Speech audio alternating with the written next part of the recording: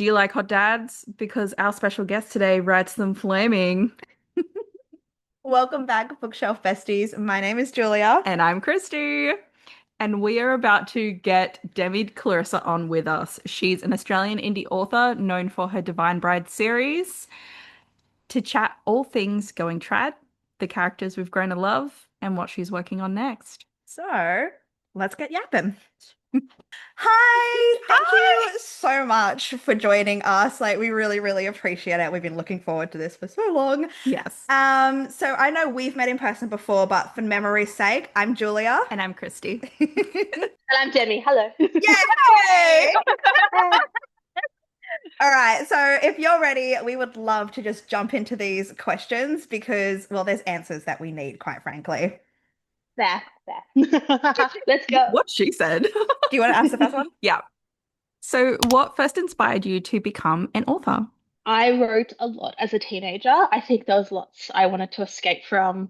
And I was like writing like really bad self-insert fanfic for Lord of the Rings, where I had Aragorn and Legolas like fighting over me. None of it was like fact. None of it was ever really like true to the like Lord of the Rings stories. I think I hadn't even read the books. I just watched the movies at that stage, and I was just like, oh, this is really fun. It's really fun to create these worlds.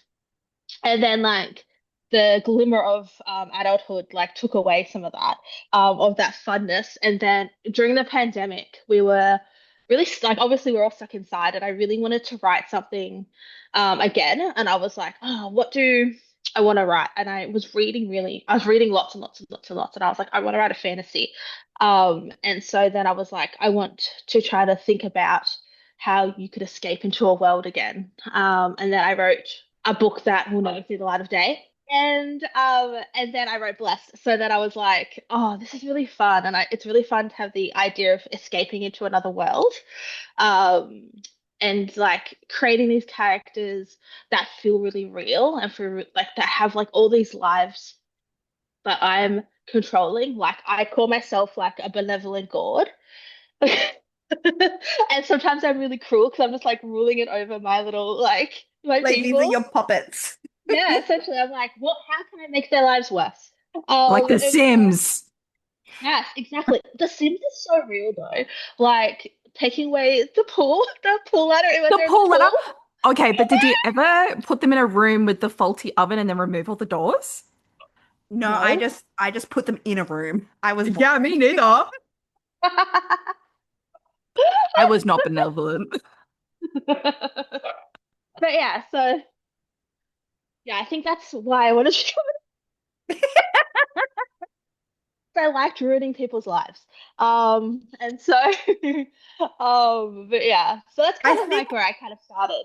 I think it's a good quality to have as an author because a lot of like the books we've enjoyed reading is like, is this person like just out to hurt us? Yeah. Because I'm here just like gobbling that shit up. Like what crying, Yeah. but Yeah. gobbling it up. But like in a sense, like they've got to go through some sort of like characters have to go through some sort of hardship. And like Yes. Cozy, they go through some sort of hardship. And I think that's really important. And I think it's really important to make it feel real. Hmm. Um, in a sense that like when like for example, when Mia goes through her grief with her sister, I was like, oh, that's gotta feel real. Yes. Yeah. Because like you want to buy into, especially in fantasy, like you're not reading it because the world's cool. You're reading it because you want to be with the characters. So Yeah. like, so You like want to when I was escape your like, reality. oh, and go to someone who has much, much worse reality than yours. Yeah. Oh, and so like I think that was like really important when I was beginning as well. Was like I was thinking of like what type of author do I want to be? And like the type of author I want to be is that someone who writes characters who feel really real, but also like feels like you can immerse yourself in a world. Yeah. That's my goal is always to make these worlds feel real. And like feels like you can walk a street and you feel like you're in the street, like with her or with Yes. Yeah. whoever the character is. But yeah, does that make sense? Yeah. It does. Yeah. I love It that. does a lot. I think like tagging on to that, I think it's a real compliment to an author though that can inflict those emotions. Yes. So Mm. like props to you for making me fucking sob my eyes out because I felt it. That's Hmm. like a weird, like I would never want to make someone cry ever in real life. I'm like such a soft, I'm big squishy. Like so like Yeah. but like when I hear someone go, I cried over your book, I'm like, Yeah. Yeah. But like as an author, yes. yes, huge tear. Give me your tears. Like have a jar just full of Rita's tears. And also who does that? She wrote I think it's called Honey and Peaches. And she Oh, like every time someone posts on her like videos, oh this made me cry. She has a tear tin and she puts like little beads into this tin and it's actually so cute. I Because her books are love amazing. that. So that is yeah. genius. So I really like that. I was like, yeah. But like I think that's great because I think then that means I've evoked some sort of emotion Yes. uh out of the reader. So Yes. yeah. And like at the same time, like as a reader, you don't want to be reading perfect stories. No. Like that is absolutely boring. Give me a character with the flaws. Let me Yes. go through Yeah. like their challenges with them. Let me feel everything alongside them and Yeah. like have that sense of achievement and like joy when everything just kind of like wraps up nicely at the end. It's well deserved Yeah. then. That ending Yes. is deserved and needed. Yeah. So, Yeah. yes. So I guess like building onto that and obviously being an indie author, how does Hmm. it feel to obviously now be a full-time author and moving into the traditional publishing space? Yes. So, I have an agent, which is very exciting. Her name's Chloe. She's at the Berry Agency. Shout out, And she's Chloe. she's like literally the best in the entire universe. She just lets me do what I want. I think to answer the first part of the question, being full time, I think it's actually a big shift. Before I moved to Kuala Lumpur, I was working full time as a registered nurse, and I was writing in every second I could possibly spare. So to shift that is actually quite difficult, because I can't write every single day now because I think I just burn out. Yeah. And I think it's the idea that writing somewhat was a hobby, even though like it's actually like a second job, but it's turned into like a job now. So it's this changing, like shifting of like your brain waves is a bit like being like, no, on a Sunday I don't have to write all day because I could do it tomorrow, or like because like I would work shift work, so that I would be writing all like every second I could get, and then I have to shift it now to be like, I don't have to do that anymore. And I think it's a slowing down. And I was talking to another author friend, Maddie Tafu, who's also kind of gone in from, she's a vet nurse, but like we both worked in really high stress environments, and into full-time working as a publicist for New Dawn, but I like essentially the same thing. And we talked a lot about like retraining our bodies. Yeah. Because you've got to think your body's in like not constant fight or flight, but I think it's in that constant like state of like go, go, go, go, go, go, go, because you have to do all these things. There's only so much time in the day. And like having to slow down and being like, oh, I don't have to do everything on my to-do list today. Or I don't have to write every spare moment that I have now. So I think that is a big challenge. Um, and like I think I think it's a great place to be as well because I think I have to draft a little faster because I think had a bit of like an excuse when I was working. I was like, no, I'm tired. I had a really awful shift. I'm not going to write today. Whereas like Yeah. I don't really have any excuses, but like I can draft a little faster now. Yeah. And I lose all my excuses. Like, like I was like, I'm just gonna go to the mall, and my husband's like, no, you can't just go to the mall. You're at work, and I was like, well, don't be a killjoy. But yeah, so I think it's like that shift of slowing down. Mhm. Um, and going into the trad world is like a whole new world, to be quite honest. I didn't think I'd ever kind of broach it. I think indie was where I was gonna firmly be placed. And I was very luckily have Chloe reach out to me. So I didn't query her or anything like that. I was recommended, oh my God, I sound so myself. I was recommended by a few people in the industry. Yes. Yes. It's Oh. your moment, queen. Yeah, so she was looking specifically for Australian romantic authors, and I was like, oh, there's like a bajillion of us. And but like I had met a few people that she really respected at events, and other places and stuff like that, and they cast my name into the hat. And And I thought that was really cool. And so she actually DM'd me on Instagram, and I thought it was a scam. Do you know when you get like scam DM? All the time. And so she like, so like I screenshotted it, of course, and I sent it to a few people, and I was like, "Do you think this is real?" And everyone's like, "I don't know. This feels like it's like just come out of nowhere." And I knew Chloe from her Instagram, and I didn't want to just cold DM her. What was that? But yeah, so I screenshotted it and sent a few people. I did, like I said, I did Chloe from her like Instagram days, like her Yeah. Instagram and stuff like that. I didn't want to just cold e like I thought that was embarrassing if I just cold DM'd her. Yeah. I was like, "Is this you?" And so then she mentioned someone in the message, and I DM'd them, and I was like, "Hey, did you give my name to this literary agent?" And she went, "Yes," and I was like, "Okay, it's real." So I e-messaged her back, and we kind of went back and forth. She read Shadows, and really loved it, and then took her chance on me, and then we signed, and that's kind of where we're at. This is so wholesome. Literally, I'm so I happy just for you. just love that, here you are with like this, I'm happy in the indie space. Yeah. And then it's like, it's not you taking that leap, but it's like other people have read your book, believed in you enough Mm, to be like, you need to give Demi a yeah. try. And look Yeah. at where look at where it's led. Like, this is fantastic. This And is it's like the book community I love, you Yeah. know? Yeah, yeah. And I think it's just like a testament of like being in the community as well. Like I Mhm. think going Yeah. to events, utilizing people in the Australian community has like been a big um has like pushed me up in a sense. And I think it's the just like people speaking good about you when you're not in the room. I think that's Yeah. like the most powerful thing anyone can do is like speaking positive of people when they're not in the room. And yeah, I just feel really like blessed. And Chloe's like really amazing to work with. And she's like really excited. And so like, and she was like, we can pitch shadows. And I was like, oh, how about we pitch something new and then see if they'll pick shadows up as my backlog. Yeah. Because I think it's nicer to come out with something new. Um, and like, and then like just everything kind of falls into place afterwards. And it's kind of the trend at the moment in the trad Yeah. world is that people are bringing out a new book and then the publishers are picking up their backlog. So say someone like Yes. Abigail Owens, which the Games Gods Play, I think Oh, it's Games yeah. called World that. Play, yeah. Yeah.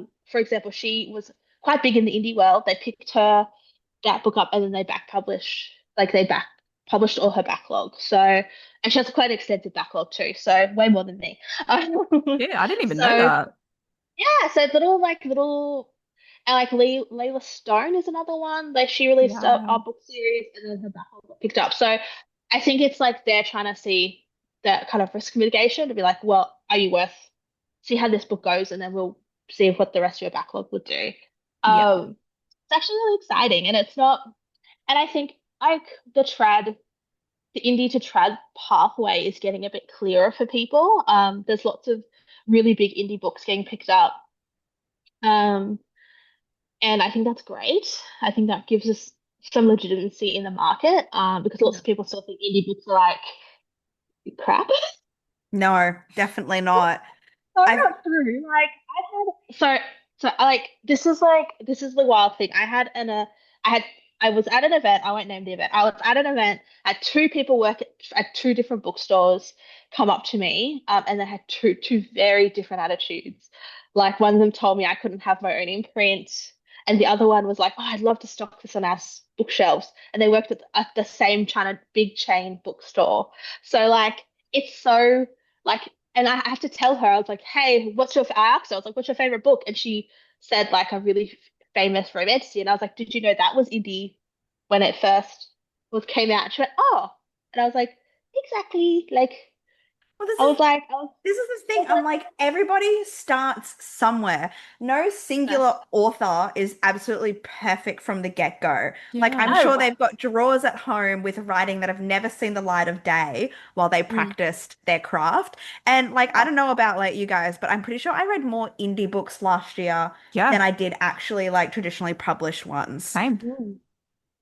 And I think I think that the market's seeing that. I think the trend of being picked up traditionally when you're really big as an indie, um, is actually good because it's showing the community and the wider society that like not all indie books are painted can be painted with the same brush. Yes. And Yeah. like and I think that's what I kind of like pride myself on is that like I always have like a beautiful cover. I will always have a beautiful cover. I always like have professional editors and use professional artists and all that sort of stuff. So I think that's um where you start getting like gaining this like notoriety. I think having like professional covers, professional editors legitimizes you in the industry, Mhm. and I think that helps. That helped me get picked up by Chloe. Is that I have a like a really nice attitude, and I have write a good book, and I always have a really good branding and all that sort of stuff. And I think that kind of helps um in the long run of Yeah. Yeah. being like situating yourself as like a professional author, I if love that that. makes sense. Yeah. I love that so much. Like I love it so much to the point where I'm like, this conversation would be like an episode like on itself. Like Yeah. Yeah. I swear. Like So its own topic. yes, like 100%. Like I feel like there's so much more we could dive deeper into this Yeah. and that like listeners and like aspiring authors would like Mm. get out of it Yeah. as well. So yeah, let's like I don't know, maybe workshop this further another Yeah. day. Love that. Okay. So I guess going into trad, are you planning to stay Yeah. hybrid at all or No, to be quite honest, I think there's a legitimacy to being hybrid. Katie Robinson, who's kind of like an author idol of mine, she is hybrid because she talks a lot about having multiple revenue sources when you're full time. yeah. I don't know. I'll just see where it go. Such like I'm a baby when it comes to trad publishing, so I might the current books that I'm writing that I'm hoping they might not want it, so then I'm like I'll just indie publish it. So that's where I'm like kind of at. It's like, well, we'll just see where this kind of goes. Yeah. I think big hybrid's like a good way to think about revenue income and stuff, but we'll just see. Okay. We'll Nice. just I love Well, that. look, we'll definitely be following along with the Yeah. journey as well. go Um, where the wind takes me. so I guess like with like your current author journey, what's been like your biggest hurdle so Mm. far? Oh, I think the biggest hurdle. I think it's actually like myself. You're your biggest critic. I'm my biggest critic. But yeah, I think that's where I kind of get stuck the most is like this like underlying like sense of self-doubt. And I think a lot of authors have that. I call it the imposter gremlin. Um, Yes. and I often will wallow in it a little bit too much, and I will have like I'm a spiraled. I think like everything's bad. Shadows is the worst book I've ever written. I book book two's cursed. All this sort of stuff, and I think that's like the biggest. The Your brain's an asshole. yeah, but I wonder if that's just being like creative, like you're your biggest worst enemy, and 100%. that's when I have my biggest breakthroughs is like when I've come out of this like self-doubt spiral and I'm like spiraling into the center of the earth. I I come love out, I'm like, I, I love the dance. I'm spiraling. and like I come out and I'm like, oh, actually, everything's not that bad. But I think, yeah, I think that's my biggest hurdle is like actually believing in myself and like hmm believing that what people are saying is true. Um, I think that probably stems from like having like my own self-esteem issues, which I think have gotten better as I've released books. I think when I Yeah. released Shadow, I was like a scared little baby. And I was like, every time someone would say one singular negative thing, I'd be like, that's it, cancel everything, put it in the bin. But then I had some beautiful author friends and beautiful friends around me to say, like, just chill out. You need to like think like don't be so critical. Also, people aren't gonna like some people aren't, it's not made for some people. And I Yeah. think that's the biggest hurdle, is like just Look, learning. I Like, do also like have to like say to that, sometimes I'll see a 1-star review and it convinces me to read the book. Same. yeah, same.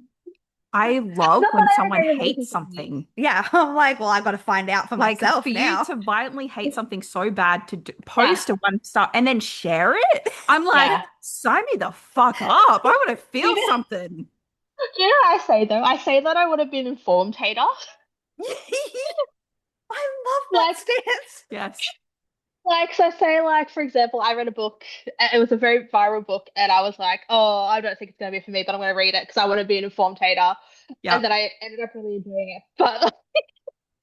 But like, that's the thing. Like, it's like I want to know the legitimacy of that. I was like, why is Yeah. that the day?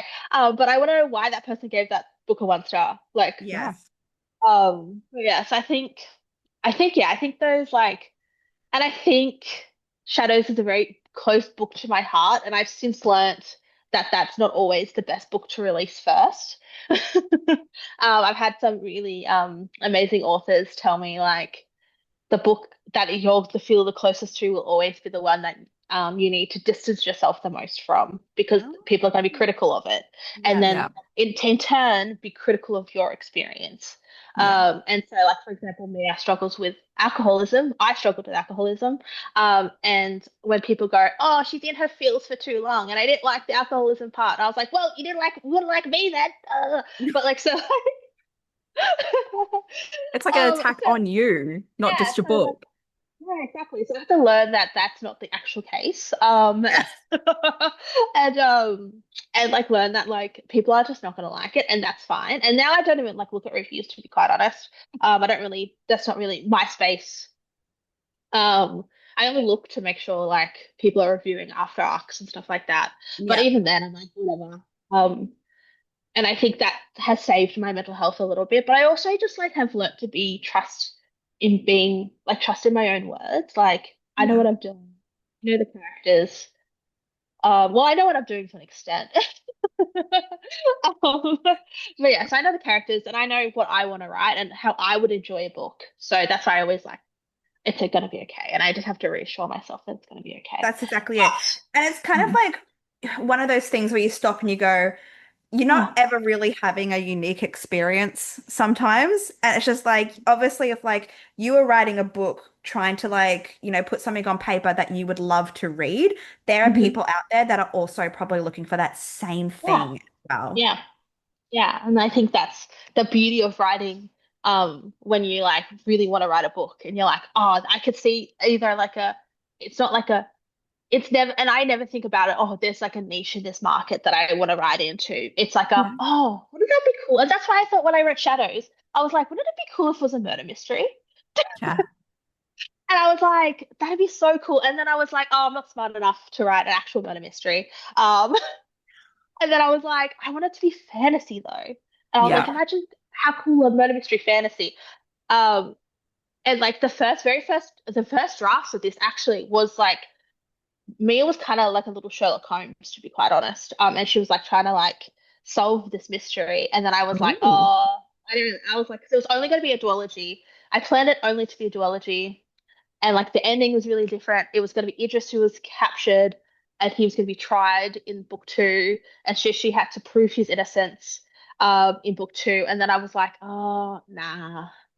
I was like, that's what I do for another book. And then I was like, I just want to write about like witches and stuff, and so this is what it became. But yeah, so I was like, oh, it'd be so cool to write a better because I was reading so much romantasy, and like you guys read so much romantasy as well, and like I was like, oh, I just like kind of tired of trials. And in saying that, I Yeah. wrote a book with trials in it, but like, but I was like kind of tired of trials, and I was like, what else can they do? What other things can I do? Oh, I could kill their sibling, and they have to get Classic. revenge. But yeah, so, And but it yeah, worked. It did work. yeah. Sometimes the old ticket does work. Hmm. Hmm. I know you've kept this one kind of buried for now, but you did kind of mention like rewriting Blessed by the Maiden, which was like your Mm, first baby. yeah. What has that, I guess, process been like revisiting it? It's been quite difficult actually, and I've like often avoided it because I think less was a book I needed to write, but I think I needed to be better at the craft when I wrote it. Hmm. And I think I'm better now, and I think I read it back, and I'm like, oh, you could have done this so much better. I so what I did firstly was take it down and let it like simmer away and like not think about it because I was like felt full of shame. I felt full of shame, and it's so You random. put it in the corner. You put your baby in the corner. I was Nobody like, puts you baby in the corner. I was like, you're not good enough to be in my brain space. But again, imposter gremlin. It's not that bad actually when I really think about it. But I got my editor to go over it. So I use a different editor for Blessed than I do Shadows. And I think that's where my issue was. The editor that I worked with, we just didn't vibe. And Hmm. that's really important. Work with an editor. You have to vibe and you have to be like kind of like synergized and your brain has to be like in the same like kind of space. Same wavelength. Same wavelength, yeah. And so Yeah. me and Britt, who does shadows, she's like the best in the entire universe. And so we're like synergized. So she knows how I think. And so I got her to look over Blessed, and I essentially did another developmental edit on it. And she went through it and just was like, and she tears things to shreds. And I think that's the greatest thing I needed. And I needed her to do it. And then she sent it to me, and then I haven't done anything with it. It's still And I, it's still sitting there. But that's fine. Like you've kind of like yeah, taken that step to revisit your work and see how it could yeah, be improved. yeah, But like it's exactly. you've got like your other projects Yeah, taking authority, taking yeah. your attention. That's the word I'm Yeah. looking for. Yeah, and I think the tricky thing is that because now I'm kind of going down like a more a trad path, my all my releases go through Chloe now. So if I did want to re-release Blessed, I'd have to go through her. And I think I'm just like I'm not ready to revisit it just yet. I have had ideas of how to I want to shorten the series and like only make a duology. I think writing trilogies is like not for moi. I think Hmm. it's too like I have to have like too big of a mind palace. And yeah, so I think I think I'll probably revisit it by the end of the year, by the end of this year, and kind of see what I want to do with it. Because I think there's something about it that people really enjoyed. I think it just needs to be like like written a bit better. That's it. Yeah. It is my baby, so I gotta be kind to Yeah. myself. Like she's the first like full book that I had really ever completed. And like and yeah, so I think who knows? Who knows where she'll turn how she'll turn out like. I love it. We do. We do. So I guess then like moving into your current stuff that you've got published. But for Yeah, anybody who's listening that hasn't had a chance to read it but are curious about you as like an author, just Hmm. give us like yeah. a little elevator pitch on Sell it. what like the Divine Brides series is. So, the Divine Bride series is a dark adult romantasy about a woman called Mia. So, book one is These Shadows Become Her.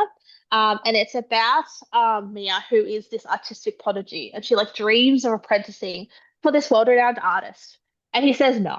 So she goes, "Oh shit, what am I going to do with my life now? Like my whole life, all I ever wanted to do was apprentice um for this artist, Luke." And he says no. So she kind of spirals. And she does stuff in her spirals that is sus. First of all, she sleeps with her dad's ex-best friend, Win, as like a bit of a comeuppance to her dad,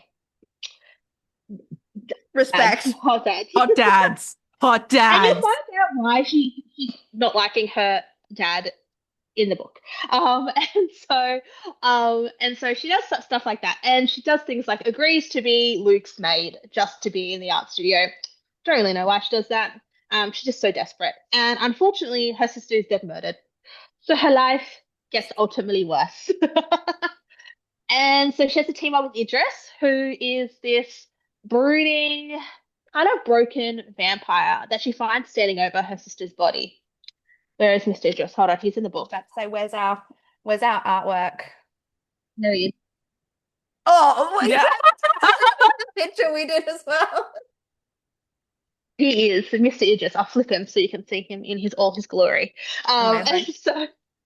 so he so she teams up with him. She initially thinks he's the murderer, and so she's like, "I'm gonna get him to slip up."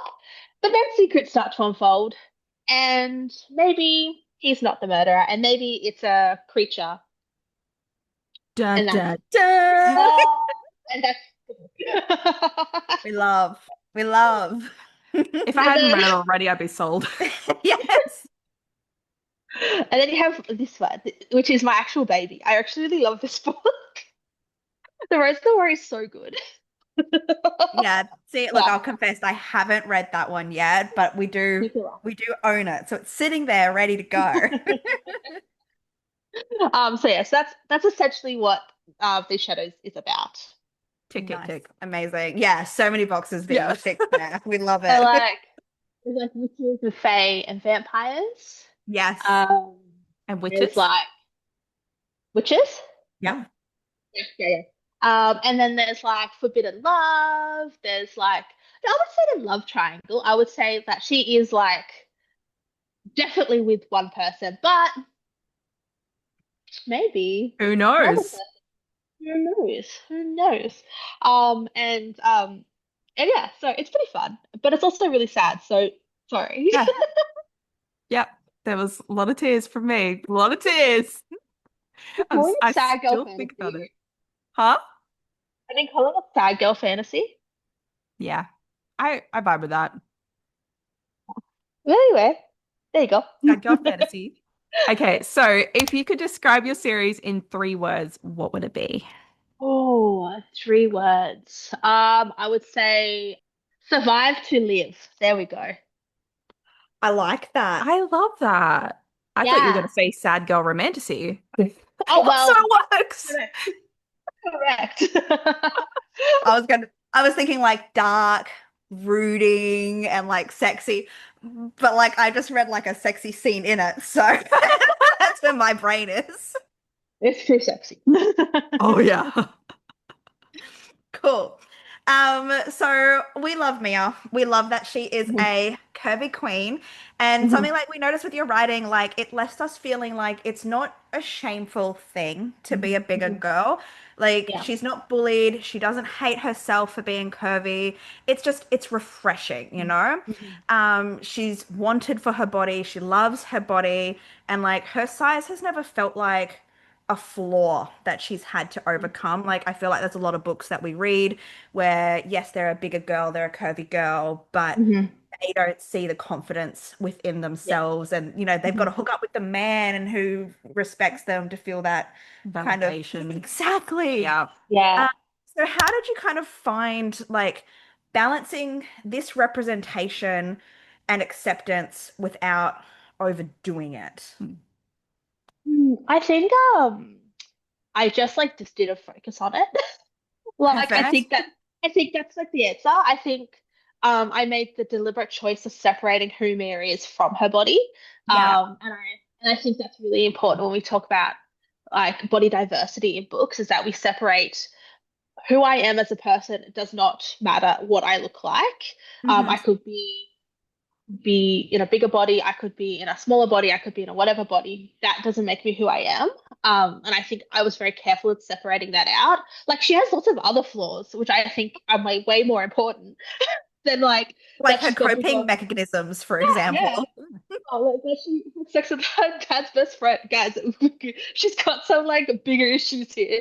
Like I think that was really mindful of me separating that. And I also wanted to celebrate bigger bodies. I think like you said, like I think often especially in romance novels, every time they're in a bigger body, it's always like I'm so gross and only this man will love me. And oh my God, because I've been shown by this one man that he loves me, I now love my body. And it's like, no, I never wanted that. I wanted her to accept who she is first, regardless of what she looks like. Um, Yes. And thank you for doing that because, yeah, like I said before, it has been so refreshing that Yeah. she hasn't needed to find this justification through a man. Yeah. no, absolutely not. Yuck. Ew. And I've been literally been like, I'm reading. Okay, I like I said, don't really read many one-star reviews. And once one of these one-star reviews was like, "This girl's feminist agenda," and I was like, "Correct. My feminist agenda is that I will never make someone feel more whole because a man loves them." And Ugh. yeah, like she finds connection with Idris. Don't get me wrong. Like I think there's a part of her that like is feeling warm and welcome and secure with Idris. But I also think she found that almost by herself too. Like Yeah. there's Yes. he was there helping her along, but she found a lot of her own worth by herself.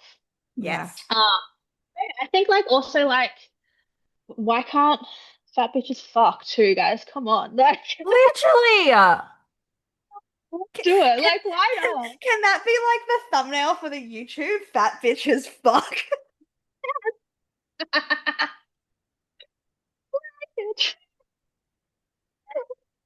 I need a minute for that. My favorite quote of the whole episode so far. Oh, seriously though, like literally. Yes. Don't like let's not relegate like bigger women into like people as for comedy or like they have to find this like self-acceptance journey. Like just let them just like live their lives. Like Yes. I think that's a really big not to like take this conversation to a more downward turn, but like Let's the do idea it. of like of being like fat phobic and like the idea of how prejudiced in our brains how we've been taught by society is that Mhm. fat women can't be desirable. Yeah. Mhm. Um, and that's so untrue because like some of the most beautiful women have the most beautiful bodies and they're like beautiful, curvy, beautiful Yes. women. And so like and like that's just a really Western ideal as well, this idea of being skinny. And I'm not saying that people who are in skinny bodies or are smaller bodies, I should say, are any less desirable. That's not the No. case. I think that idea of being body neutral, like my body is my body and lets me do the things that I need it to do. Yeah. But I'm in a bigger and that's absolutely fine. And you're in a smaller body and that's absolutely fine too. But like I think the idea of shifting the desirability of women into like people in bigger bodies is so important. And I think I always want to do that. I always want to body diverse women. Obviously, like when it like if they're like starving and they're like an orphan in a street, they're not their bodies aren't going to be like that. But if they're like Mia, who is like a comfortable noble, Yeah. like she's gonna allow her body to be whatever it needs. Yeah. And Yes. so so like I think yeah, I just want to I always think about like the fat phobia that was so instilled in me. Like, have you guys watched the America's Next Top Model documentary? Yes. Oh, I haven't, but I want to Oh, desperately. it's Oh my. it's so good. And it pinpoints this idea of how like a whole generation of women have viewed their bodies, and I was like, oh my God! And like they talked about this plus size model. She's like a size 14, which is Yeah. like almost the average size of an Australian woman. Um, and how like she was like forced to lose weight. They didn't have any clothes that fit her, and how that like has affected multiple generations of women. And I was like, that's how we've watched TV Mhm. and no wonder, like when we read books or write books, we have this internalized fat phobia of being like, oh no, like no one's gonna want a bigger woman. No Yeah. one's gonna want a woman with a tummy or thicker thighs or whatever, because we've been instilled in that. And I'm not talking about desirability from men either. Yuck, ew. Um, I'm talking about in like all desirability. Like I think even women, um, have that internalized fat phobia. And I've Yeah. beta read or sensitivity read really for people who have plus size characters. And these people are so lovely and sweet and they have no harm in their bodies, but they still have that fat phobic language. And you're just Yeah. like, oh, I'd be like, I take this out because I don't think you need it. Or there's lots of mentions of like too many mentions of how their body looks and like and I'm like how does the person feel in their bodies? Is it because it's they're uncomfortable because of this or are they uncomfortable because of scrutiny? It's like it's not just because they're bigger.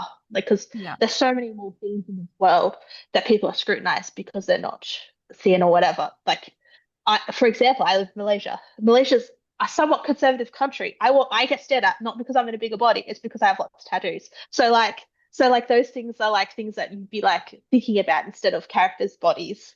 But yeah, Yeah. but I'm glad that it came across that way too. Mhm. It 100% did. It's one of my favorite things about the series. Yeah. And I think in book three, oh no, book two, sorry. So just I guess it's not really a spoiler. Mia gets captured. She's in captivity. So and she goes on a hunger strike. As a way to control, I guess, what is happening to her, because she Mhm. has really no control. And she does lose weight. And so she talks, and I was very mindful when I wrote her in book two, is that she does lose weight and she talks about missing parts of her body that have kind of gone from losing weight and that she feels more insecure when she sees Idris again because her body's different. Yeah. And I think that was really important that I wrote that very sensitively because I think that was important because she is a bigger person and she talks about a lot about how she misses the way her body feels. And I think that was really Mm. important. And then when she's like seeing Idris again for the first time and they're about to be intimate, and she's like kind of insecure. She's never really ever insecure in this book when she's banging, because she's like, I'm here. Um, and I think Idris says something like, "You look so glorious," and then she's like, "Actually, do you're right, correct." And then she's like, "It's time we hit Bang City." And like, and yeah, so like, I think that was really important in book two is that she talks about that, and she has lots of internal monologues about how she misses her body and she misses Yeah. the way it looks. Um, yeah. I love Does that. that answer It did. You did. You did so well. your question? Okay. Another hard-hitting one. So your portrayal of Mia's grief was spot on. Mhm. As a writer, how do you approach capturing those heavy, complex emotions so that they feel authentic to the reader? I think I think about character a lot. I think about what would someone do if someone, say, like for example, we'll use Mia, because Hmm. Yeah. obviously this is what we're talking about. Like I was like, what's the worst that could ever happen to her? She doesn't get this apprenticeship. Fuck. Now her life is ruined because in her whole mind is that her whole world is about this apprenticeship, and she like is like I don't know what like I'm this like second daughter. I'm like invisible to my sister. My sister's like this effervescent diamond of the court, essentially. And I'm just like this like weird painter that's like in the corner, like doesn't know how to socialize. And so like I was like, what is the craziest thing she could do? She can become an alcoholic. Like, yeah. But I also think like what else she could have done when unfortunately her sister dies. But I also thought she could get really angry, and actually, Guy does get really angry in this book and angry at the world because I think to her she's had so many injustices done to her that she doesn't even know about really. Like, I guess I don't want to spoil it too much, but like just things that she doesn't remember and things that get exposed in this book. That she's had so many injustices done, and so she just chooses anger and she chooses that to protect herself. And I think that was really important of how to portray this grief is that I would like, oh, how maybe not how I would deal with it, but how would someone who's had this life go about doing that? Um, and I also listen to like really intense emotional music when I write, to help evoke certain emotions. Obviously, well, fortunately, I've never lost a sibling. And so like I was like, well, how do I write this if I've never experienced it? Yeah. And I think it helps that I have a mental health background. So my background, I worked as a mental health nurse for 10 plus years. And I think that really helps me grasp how people do things and why they do things. And Yeah. grief is one of those things that like everyone experiences grief really differently. But there's always a universal thread to it. Like you either like, get really angry, you start isolating, all this sort of stuff because it's like, why did all these bad things happen to me? Yeah. Um, and so like I just was like, oh well, how would I go about it if I was a patient or whatever? I was thinking about the experiences I had with patients and how they've dealt with it or experienced it, and I kind of just like combobulated into that. And again, listen to really like a really which is like really bad for you. Don't do that. Like, don't go listen to like a music that's like really emotionally like evocative, and then like not know how to manage yourself afterwards. Because I'll be tips tapping, and I'll just be like sobbing. I'd be like two solid tears just rolling down my face as I write because I'm like feeling these like emotions that this Yes.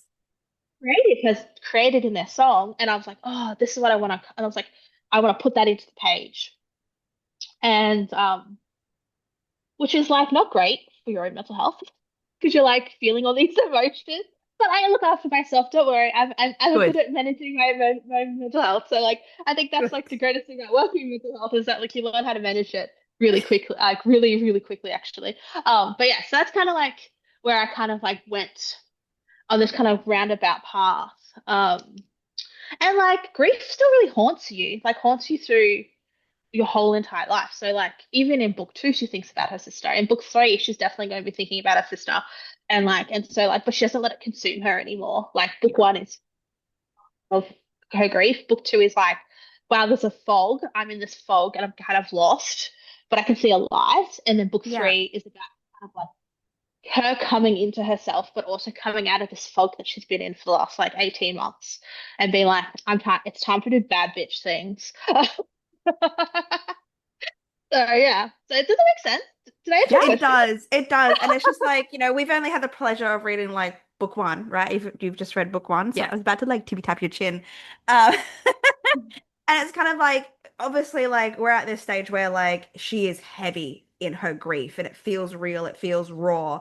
And it's Yeah. refreshing hearing like, by the time we get to the end of book one, it's not like she's magically over it. Yeah. Like she's No. still got a journey that she's going on through book two, book three. And I'm like, look, I'm gonna love kind of like it sucks she's going through it, but I'm gonna Mm. love like kind of experiencing that journey and how she's overcoming it to, Mm. step onto the other side where it is a little bit Yeah. brighter.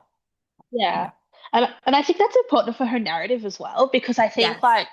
I think if she just wallows in her sadness for like too long, it's kind of boring. I'm like, yeah, I get it, Yes. you're a sad girl, but you got like a world to save. Like you gotta get up. Like that's Come it. Yes. on. And like she wallows a bit in book two, like she has to wallow a bit. She's a bit like sad in book two, but like by the time she would get to book three for Mia, Mhm. she's like it's sad bit time. So like yeah, she can't wallow it for too long, even though um I think you probably would if you lived if you this is Yes. a regular world. Yes. But yeah, she can't wallow for too long. She's got other things she's got to focus on. I Yeah. know, she's got a world to save. Like Like character development. yeah, she's sad all the time. Yeah. So Oh. I guess like speaking about book three, like you're currently writing it. Yeah. And I think you answered the question before, but this will be this season finale, yes? Yes. Yeah. Do you Yeah. have like any characters that are like begging for more? Yes. So I obviously so I should talk about the Red and the Warrior. So this I wrote this Yes. because Henry and Anne's story needed to be told. So Yes. maybe for the series, but maybe because I wanted to tell it. And I would really, if it's kind of it would be a tragedy, but I want to write Mia's biological parents' story. So my idea was actually to have the three main books, then three side novellas. So like write about Henry and Anne, and then her Maeve and um, what do you say? Dad, her biological dad. He doesn't really matter. He's dead. Um, Henry's her dad. So like, I was like, I thought it was really important. Actually, he's in this. So he's really important. I thought that was really be cool to write. Like, but it's Yeah. kind of a tragedy that he die in That's the okay. end. So was And Romeo so and We Juliet. like to feel things. yeah, yeah. So I would love to write there how they met. So, and I've written maybe like 20,000 words of it because I was like bored and I was like, let's. So that that book is called The Queen and Her Poet because he's a bit of like a poet in the book. And then the third novella that I really want to write is about Milo. So Milo Oh, in book yes. one is Yes. the lieutenant in the Silver. So he's Yes. like this character that's like, please stop trying to investigate this. I'm doing the best that I can. And me is like, you're not doing shit, but I I know love more than I you. love the banter between him and Mia. Hmm. Like I just love their bickering at each other. Like it's Yeah. Oh, great. we also have some unintentional chemistry. Yes. Like It's that like was it's like they wouldn't, but they wouldn't. Why'd But you? and so I want to write a story that's set between kind of book two and book three about Milo. So Milo, it's like a second chance romance. Um, and with a vampire that they have to go steal something. Um, so that's called The Knight and His Thief or something like that. I wrote it down. I don't remember what it's called, but Yeah, so they're kind of like the stories I really want to tell Sold. outside of Shadow. And it's just like a fun little story. Like he has to go steal something with this vampire, and it's MM. And yeah. Sign me the fuck up. Withholding that the whole time and then just casual like, oh, by the way, it's MM. No biggie. Please. So yeah, so they have to like go and because it's like Shadows is kind of like a queer normative world. Like it makes sense. There's lots of queer pairings in it. So like I was like, oh, that'd be so much fun. And then like you get to find out how Milo like grew up and all that sort of stuff. So they're kind of like things that I'd love to do around Shadows. Yeah. Um, It fits. but I think, but I think once Mia's story's done, that's kind of the story done. Mhm. Um, is I think I need to leave Mia alone. You have done a lot to her. She needs a I rest. she's about she's about to go through so much worse. So Yay. Yeah, so I think she needs I to be think off Mia's work. definitely gonna need a break by the Yeah. time you're done with Yeah, her. And maybe some therapy. Just needs a happy yeah, I ending. think so. It's like when people ask for like that. Remember when like Akatara and Crescent City were like crossing over, and people were like, "Oh, throw in a glass." I was like, "No, leave Aelin alone. She's done enough. She's done enough." Literally. Let her have a So happy ending. Leave yeah, it so be. that's why I'm leaving Mia. Mia can Yes. just have her happy ending. And I've actually written the epilogue. So the ending of the whole entire series, I wrote it like when I finished Shadows. Because I was like, I don't have this book ends. It's just And I getting know to that ending it's just now. get yeah, it's just getting there now. But I wrote the epilogue because I was like, I had this like vision. I was like in the shower and I was like, I must have been like hallucinating. I don't know.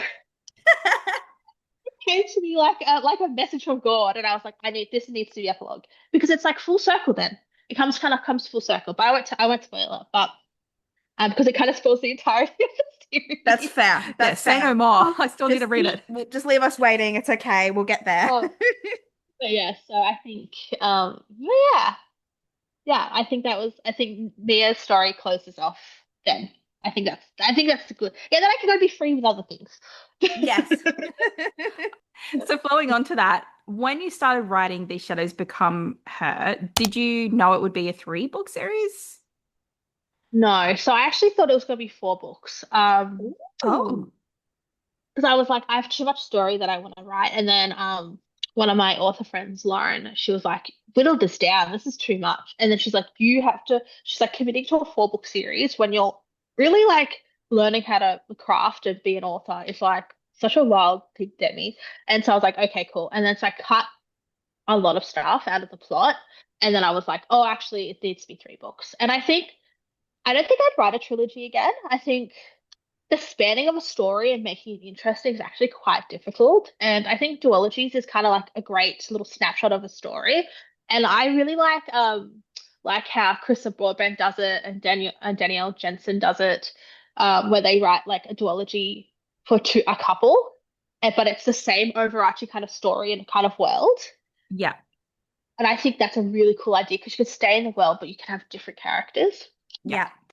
Yeah. Um, because you can only torture characters so much before before it gets too much before you're like, oh, they're not going to survive a trauma like this, so Yeah. like I think that's where I kind of like sits the idea of doing like duologies with an overarching plot or overarching world. I think that's a really cool idea. Yeah. But no, yeah, it was not until mid drafting book 2 that I was like, oh, I see where the story goes and I see where we're heading and where it needs to end now. So yeah, now it's 3 books. There you go. I Also, like it. guys, I don't know if you guys, but I can't read I can't commit to like a 7 books book Okay. It series reading. depends on how captive I am by like the first 2 or 3 books. Yeah. Yeah. So, because like I've read like Black Dagger Brotherhood and gotten like Oh up yeah. to like book 8 or 9, Shit. and that's when I've kind of taken a pause from the series, but I know I'll come back to it. And Yeah. same with uh Nononi, no, it's not Nononi, Nalini Singh. Nalini Singh. Yeah. With Oh her, yeah. like her series are so long as well, but then they're like this thick, like Yeah, 200 exactly. page. books in Yeah. comparison.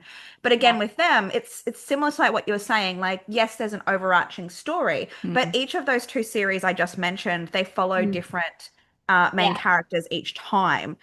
Yeah. Um, but yeah, so it really depends on, I guess, those first few books if I'm going yeah. to Mm. continue with the rest of it Yeah. or not. If I'm Yeah. going to commit, I've only got so much Yeah. Yeah. time to read so many books. Exactly.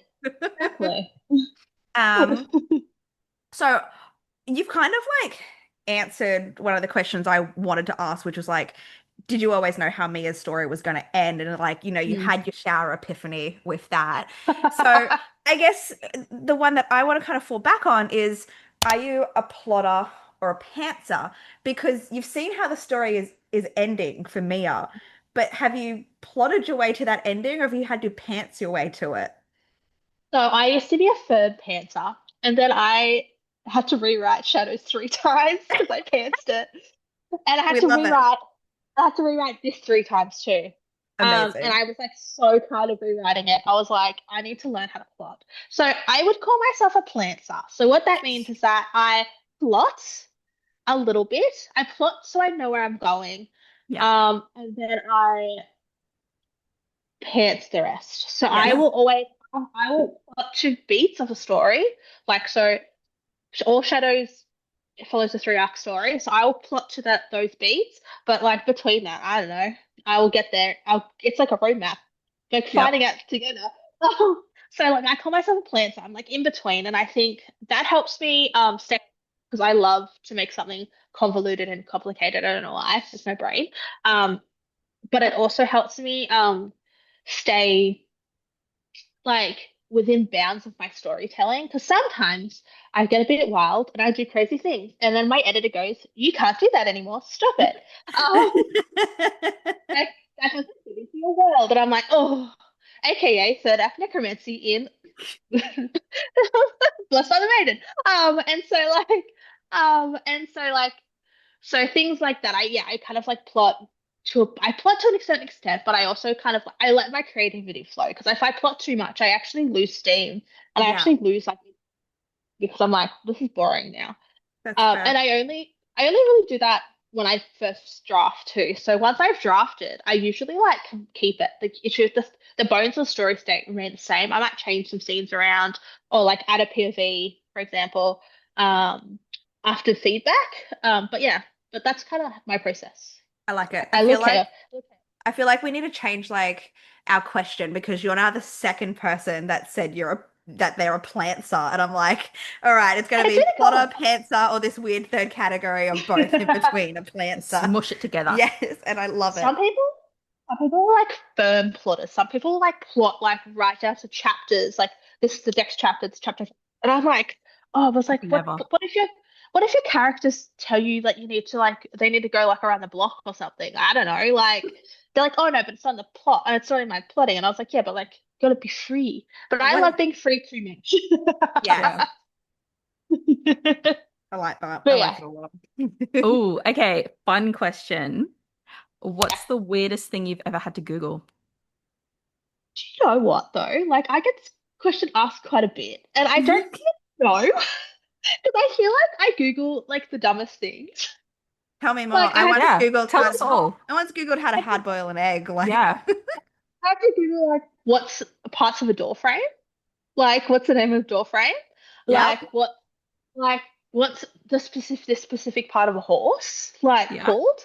What else? I had to Google things like what happens when you get strangled.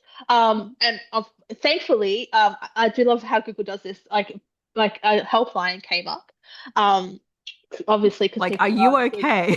yeah, essentially, yeah. So, are you safe? Like, here is like 100 respect. Um, and like it's good. But I don't really Google too many things. I think I know too much, like too many freaky things to be like, I mean, oh, it makes sense. You're an author. yeah. But like I have to. So I had Tell to. us. So in book 3, there is a threesome. And there's other scenes. It's a boyfriends become boyfriends in this book. All right, boyfriends become boyfriends, and for certain activities, things need to happen. And I had to Google what did they use as lube. In like True. like medieval England. I was like, did they even have lube? And it's oils, just FYI. Thanks. I Because needed to I know that. also been like thinking about this far too much. And I think it doesn't really matter. But No, I was like writing, I was like, I to feel make sure. like no, I mean like You need you you need need to lube. know. Yeah, Literally. I was like, I'm not. It's not going to be a spit situation. I'm not that type of like. I'm not that type of spice writer. Are we going So into the like, cupboard and grabbing the churned butter? Like what's You gotta happening be here? realistic, people. who's been in the butter? There's fingerprints, finger marks in it. Oh, that's funny. Okay. Oh, I can't wait. You know, don't tell us. Yeah. I'm gonna discover this. And everybody listening, we're gonna discover the answer to the yes, lube question in the book. yes. Hmm. I Oh, had that's to open an incognito tab for that. so I guess like obviously you're full of like a lot of general knowledge and whatnot, Yeah. but is there like a specific detail in your world building that you're really proud of? Oh, oh. I really like the description of the slums that are in the lower. It's called the lower in Mhm. Shadows. Like so, Alderdine actually is like. I actually really love how I described Alderdine. So it makes it feel like a real city, the real city that expanded far too quickly. Yeah. And so I think that's my favorite part of the world building is that like when I was thinking about it, because I was thinking about like London and how like London like had this boom in the industrial area and like how people lived. And I was like, well, Alderdine's having this boom. People are moving there because of war, of all these things. And like, how would they spread if they have no more land? Because they're in a valley, so they have no more land to build out. So they have to build up. So my like describing of the slums that like but they're not really slummy. They're like a little slummy. But like um, so like that was like my favorite part because it's like it feels real because you're like, oh well, families would live on top of each other if they just built up. So they Yeah. had to build up because they had nowhere else to put people. And like, yeah, I think that was my favorite part of the world, my favorite part of the world building. But I also really enjoyed building out this court system. So like how, which it comes a lot more into in book three, have how the court system works in Zeroth, and so like how Hartwin was kind of like a king on his own, like because he's so far like so far south, and that like he's kind of like ruling by himself. So he lets, and I think that's a really cool concept. But yeah, so like they're my two favorite things that I built when I was world building that I was like really Oh, specifically trying to be like really mindful of building because I was like, oh, where would they go? I also had to Google how to This is a cool Google question. I had to work out how like granaries worked. Like how would Oh, like the old lordies like work out how grain is distributed? And it was only for like a paragraph that got cut in the Rose and the Warrior. I love. So I know how the granaries and grain get distributed to That's people now. so So cool. there you That's so go. cool. You're learning. Okay, this is a question I've been waiting to answer, to ask. This is a question I've yeah, been waiting to ask.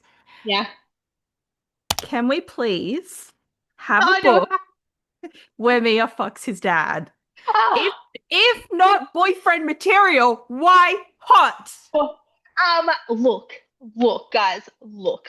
So I have a story. So in book, so obviously, I'm gonna spoil it a little bit. So Go. obviously, I'm Idris sad. is not Mia's technically not Mia's fated mate. His dad is. So in book two, she is his dad's captive, and his dad is so hot. I don't know why I made him so hot. He's so hot, and so he's like obviously trying to seduce her because he's like we're fated mates, and she's like, no, literally in love with your son, and she's like, girl, I don't care about that, girl. Come find out if they're the same size. I don't really care. And so like I actually wrote a scene in very early drafting of these memories that they are intimate. And it makes sense in that draft why they're intimate. This tension is tension building, building, building, building. And she's actually really lonely. Like she's like in this like castle. No one really speaks to her. She has like a friend. She's made like a friend. And she's kind of lonely. And she's like, well, you're kind of close to Idris, I guess. And so they hook up. They never sleep together, never ever sleep together. And I think that was a line that I would never cross because you can never go back from that. Like, I fucked your dad. I'm sorry. It's fine. I write you a hot dad book. I write you a hot dad book. Thank I you. got you. I got you.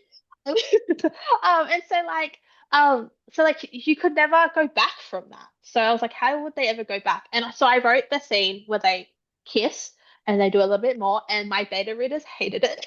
They're like, get this out of the book immediately. Every single one of them hated it, and they're like, she would never portray Idris like that. Like not with his dad. She's like, blah, blah, blah, blah. He's keeping her captive, all this sort of stuff. And I was like, oh, okay. I guess, guys, I guess I gotta take it out. And so that's why they kiss only, well, they kiss once, um, but under different circumstances, which I won't get into. Can you just It's a like spoiler. write us a Like a fan fiction. Well, non-canon, your own fan fiction of your work, Yeah. fever well, I dream, what if? said that. I said that. And everyone's like, if you read it, it's Ken and Demi. And I'm like, no, it's Right. but yeah. Whatever. I'll write your hot We'll just keep I'll write dreaming your hot of it. I'll write your hot dad. I really want to write like a single dad book. Single dad Yeah. fantasy. I think that'd be Do fun. it. Clearly you can write hot dads, so we're here Oh, for it. yeah, he's so hot. I made him when I was writing it, I was like, oh, I'm seducing myself. Oh, Literally. When you were like first released the art of him and everything, and I was like, Daddy? and Daddy? he has some like solid lines too. Like he has some like oh, he just says some stuff to her, and I'm just like, oh man, I'm like, you know how to seduce a woman. Okay. He's got more experience, just saying. Correct. But he's also evil, so If evil, why hot? yeah, correct. And she said exactly what she said. Okay, cool. I've got another one because Christy's clearly wearing like her I love Twilight Dad t-shirt in support of Yeah. this. But speaking of Twilight, I did notice some Easter egg lines throughout the book, and I just want to know if this was intentional or did you do it for like the fucking fun of it because you could? I mixture of both. Because I was going to I say, like, love I would be reading and I'm like, huh, I've read this before. And it was brought me so much enjoyment. I think it's like so funny. Like I think I always put like one major Twilight reference in these books, and I think it's like I can tell you where it is. I actually can't remember where it is in memories, but I can tell you where it is because she asked him how old. I think she Yes. asked her how old he is, How old have and you How old have you and been? he's like, oh, 36. She's like, how long have you been 36? And She's he's like, like, it long doesn't enough. matter. It's like it's long enough. Oh, And brilliant? I thought it was so good. I think it's so funny because like Twilight is like was my like my prime teenage years, and I think it's funny when you write vampires too, and it's like, well, they're immortal, like, oh, they're sense and immortal, so like, it's like, how long have you been 36 for? It And was she's like, it was it was brilliant. Like I read it and I'm like, I like what you've done here. Yeah. I was like, I like she's a this one. ranny. you should see me like writing it. I was like, this is it. Nice. I never thought anyone would get it but me, so I'm glad someone else got it. 100% mad respect. Yeah. Okay, so would you actually survive in your own world, or would you be the first to go? Oh, I think I'd survive because I think I'd just like not get involved. Yeah. Like, Just be on the sidelines with the popcorn. oh, yeah, same. I'm like, whatever, Mia. Like, go do whatever you need to do. Like, I'm not involved in this war. I'm just gonna go bang Hot Mortius. So, like, actually, if I really think about it, he'd probably kill me, and drink my blood. So, like, yeah, I probably would die, but like, happily die. Yeah, it sounds great. It's like, Love it. it's like based off Dracula. Like, Mortius is based off Dracula. Like, this idea of like this like internal being, Yeah. like trying to seduce women. I'd be like all for that. I'd be in his like little cult. Yeah. Like sign me up, please. Please, 100%. Danny, Yeah, please. please. We love a red flag in a book. Yeah. Okay, so speaking about like red flags and villains and everything, if your Yeah. villain had to give a TED talk, what would it be on? Well, I'll choose the villain for from Shadows because Morty's Uh-huh. just kind of like in Shadows. It would be. Ooh, I actually read this question. I had to think. I had like had no ideas, but then I think it'd be like why women aren't allowed in the workplace. Yeah. Fair. I'd be turning that shit off. Yeah, it'd be like some sort of Sandra, like some sort of like misogynistic like red Yeah. pillar that's come on. It's like why women aren't allowed in the workplace. Yeah, it makes sense. It sucks, but it makes sense for your villain. It checks out. Yeah. Okay. Oh my God, that's such a good question. Yeah. It's like one of our favorites. Though. Okay, if your characters had a group chat, who is starting the most drama and who's leaving it on red? Oh, okay. So, who would? So I think, I, I think it would be Benny that'd be starting the most drama. He'd be the most active in the group chat because Yeah. he'd be know all the drama, so he'd be like spilling the tea, Yes. and then Mr. Win would leave it on red because he wouldn't know how to use it. Yes. He's like, what is this? I don't even have a phone that this like message system works on. That's fair. That makes sense a lot. I love that. I love that answer. Okay, so we're going to bring things back to your current writing and your Yes. new book. Hmm. Yes. Because you've kind of teased like a new work in progress. What Mhm. can you tell us about it? So, Pretty Poison is its working title. It is actually set in Shadow's world, but it's like set on a different continent, so you can actually read them separately. Mhm. Um, I like. and so it's about an assassin who's like in her early 30s, and she's kind of like tired. She's been an assassin for like 15 years, and so She's she's in her tired of 30s and tired. I feel seen.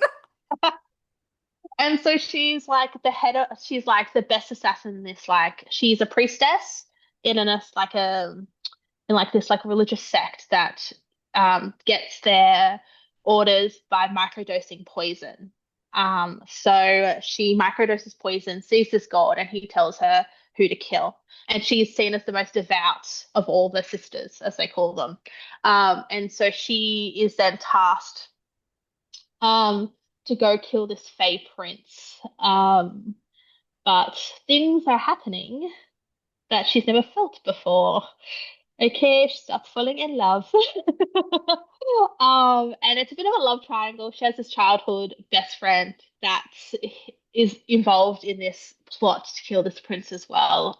So it's kind of like the idea is that it's kind of like the Knight and the Moth meets Forbidden Alchemy meets the Bridge Kingdom. Amazing. Sold. So like Ooh. it's kind of like a mixture of all that, where she's like this devout priestess meets this kind of like revolution, rebellion meets this like she's like a spy. So she turns like assassin spy. And yeah, so she starts living her life in a way that she's never lived before, and she's like, oh, maybe what I've been taught this whole time is wrong. And yeah, so I love it. I do have a follow-up question on that. Does she have bad knees? she actually has a really bad shoulder from like an Yes. injury. So she's like, there's a scene where she's climbing up a house, but she's climbing up a pole and her shoulder is like aching. I So love. she's like feeling her age. I love. This is what we need, though. We need representation for us girlies, okay? Like, we all have aches and The pains. over 30s Really. need this female character. No more of the young ones. We need more of the older ones, the ones that have bloody hurt their knees and And the fucking twing in the they're shoulder. just so tired. I also think like it's really interesting to write someone that's a bit older too. That's like not like 21 and like finding themselves. Like I know like a lot of people in their early 30s have like this Renaissance era where they're like, oh, maybe the person I was in my 20s isn't the person that I want to be in my 30s. So Yeah. yeah, But it's pretty dark, guys. I gotta say, it's pretty dark. That's perfect. Make me cry. I'm And, ready. oh, hold on, let me get my editor. I'll show you my editor. And they're like my favorite character. I've like my favorite character, the male character I've written in a long time is her childhood best friend. Or childhood um where are you? Is he the one with the Oh. slutty little glasses? No, Slutty Little Glasses is her actual love interest. Hold on, let me get Sign me up. Edwin. It's my little edit on Instagram. So that's Edwin, and he's like it. He owns a tea shop, and I'll give you so much information. He owns a tea shop, and he like she is like dying. She gets stabbed, um, unfortunately by somebody, and she's dying in the back of his like in his alley of his tea shop, and so he saves her and stitches her up, and he You is and also a comic alleys. book Sorry. I love an alley. I love an alleyway. And Brooks is like her like childhood best friend, who is so hot. Chloe's read the first like maybe like 15 chapters, and she's like, "You've made Brooks too hot." You're No. really good at this, aren't you? He's kind of bad. He's kind of toxic. But he's like a king of like an underground street gang, but masquerades as a merchant.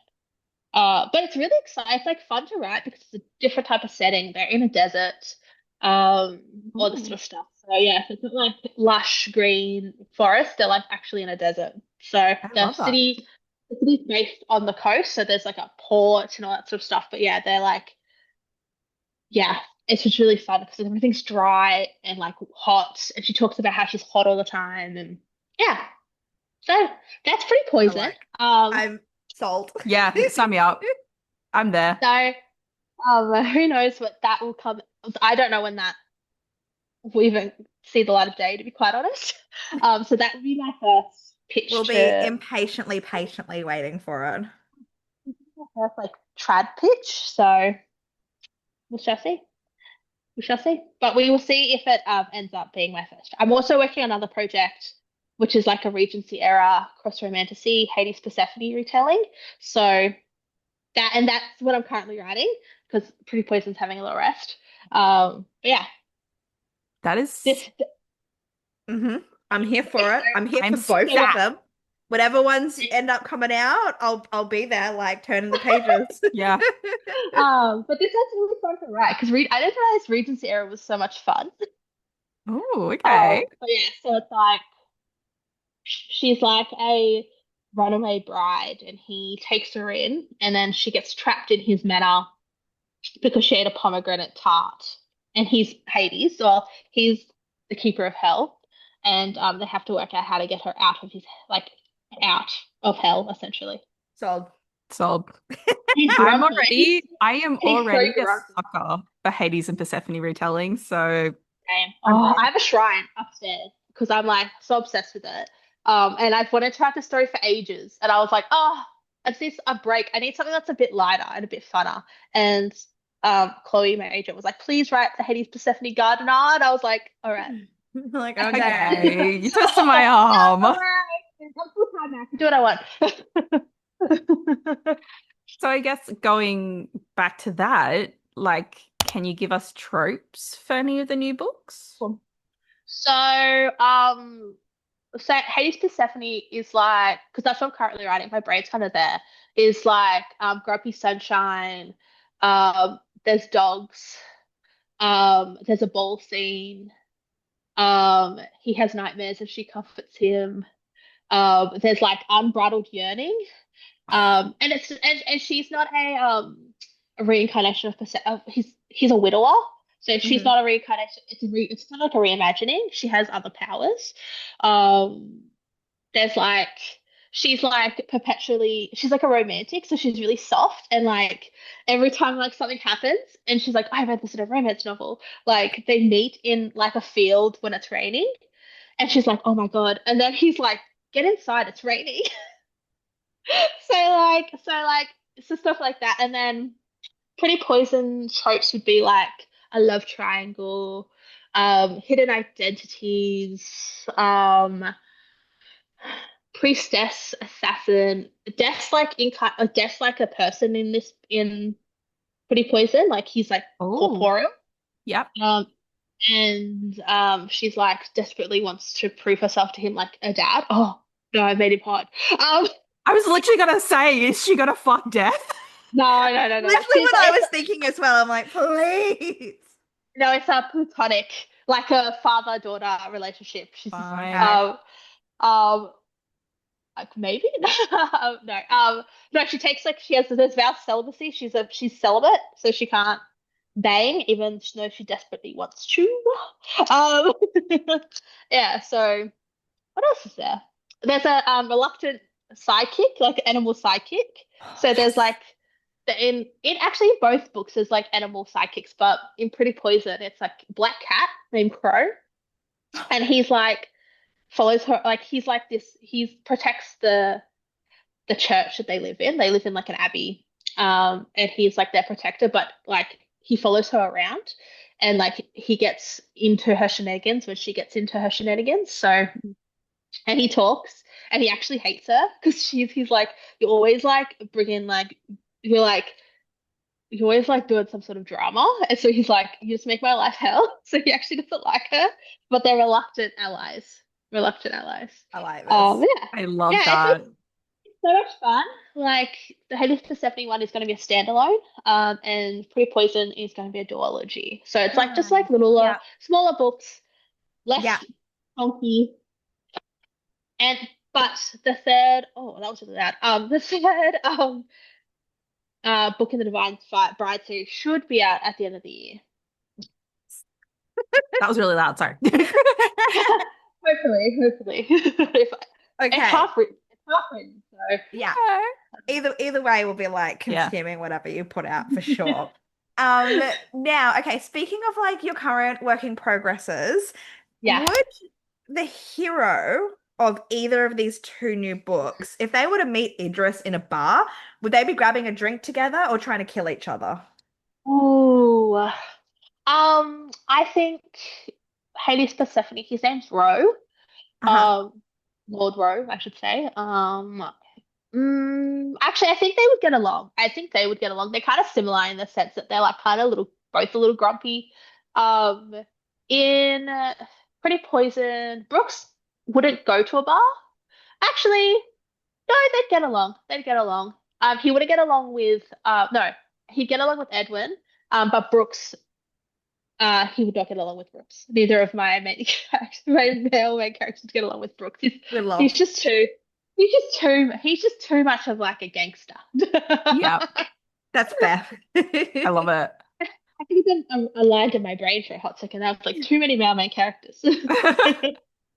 Okay, without spoilers, what kind of emotional damage from like a scale of 1 to 10 are we in for with book 3? Oh, a 10. Like a 10 being you're gonna fuck us up? Yeah, sorry. That's fine. I'll just make sure I've got chocolate in Yeah, the it's fine. cupboard. It's okay. We got mental health Um, plans. It's okay. oh yeah, you might need you might need it. Oh my God, it's actually so sad, and I did it on purpose. Perfect. Vanilla and Oh God. Yeah. yeah, actually maybe a full God actually when I think about it. But yeah, so yeah, probably like yeah, 10 out of 10. Gonna end Amazing. on a bang, I guess. Nice. Exactly. And there's gonna be more banging. Yeah, heaps more. Cool. Heaps more. So, Love it. Oh, well, I feel like that's like most of our questions done. Before Yes. we wrap up, like I know I mentioned at the start, I feel like we could have a whole podcast episode dedicated to just writing tips and tricks or Mhm. anything. But do you have like anything you like, I guess any quick tips for aspiring authors that are more than like just right? Just Right's a good one. I think that's Yeah. a tricky one to do when you're like kind of stuck. I think this is also in the vein of Just Right. Finish your first draft. I think if regardless how bad it is, just finish it because I think lots of aspiring authors or people who want to be writers often get into this trap of being like, it's got to be perfect, it's got to be this, it's got to be that, and it's like, no, actually, it could be hot garbage. You just got to finish it. So like, And I think that gives you a sense of achievement when you finish a draft. So Yes. like, and like there'll be drafts like that I've written that have literally have a chapter and it will literally have like insert battle scene here, and then I'll just go on to the next, and then that, and then I'll finish it, and then I'll go back when I'm doing revisions and stuff. But yeah, just get the first draft done, and then you have a sense of accomplishment that gives your brain like good feedback loops because you're like, I'm finishing it. I must mean I might be good at this, whatever. And then you can also edit it. So like that's the greatest thing. It's like nothing that you've ever written is set in stone. You can always edit things. So just get that first draft done. And like and sometimes I write the most awful crap. Oh, so like I would never want to see if someone came and looked at my first drafts and like leaked them. I'd be so embarrassed. No, I don't had like stop. a bad day once that someone leaked my first draft of Shadows. So it was just full of it's just full of crap because you just got to get it out. You just got to get the story out and then you can build on it. There's oh, what's her name? She wrote V. Schwab. She wrote Yep. or was it who wrote Babel? R.F. Kuang. RF Kwan. Yep. It was R.F. Kuang. She it was either those two. They were talking about how they draft and they talked about how the story has bones and skin and muscle, and it's like your first draft is literally your bones. So like get your bones out and you can build on those drafts and like on that story. And like you can't do that if you haven't finished them and you haven't finished. So just like kind of get it done, even if it's crap. I like So that. I like it as well. yeah. So, where can our listeners stalk you? You can find me on Instagram and TikTok at Demi Clorissa Writes, Yep. both of those platforms. Or you can find me on Threads where I'm starting to be more unhinged. I love your threads, by the way. Every time I log on, I see one and I'm like, yeah. I just let my little raccoon brain free there. It's like it doesn't matter. It's still Threads. Perfect. And we'll make sure like we'll do a little plug like on screen for you. But we'll Amazing. put them I don't know, do you have a link tree? Yes, I do have a link tree. Perfect. We're gonna put it in the show notes so that Yeah. people can easily stalk you for your hot dads, of course. Yes. Yes. Yes. Well, that's it. That's Yeah, all I our know. questions. I just want to keep yapping. No. And then I look at I the feel like we time and I'm like, we've been yapping a while. I was going to say we can talk forever. Literally. Honestly. But no, like we just really appreciate like the time you've taken to talk to us. And Okay, thanks hopefully so much. like our listeners have found some more books to add to their TBR Yeah. if they weren't already on the TBR because Yeah. These Shadows Become Her was our Jan book club pick. Yeah. But yeah, thank you so much for joining Thank us you. today. You're welcome. Thanks for having me. Yes. Thanks. See Bye. ya. So, if you like hot dads, fat girls who fuck, and emotional damage, then we highly recommend Demi Clarissa and the trauma that she brings. Until next time, Happy reading. bye.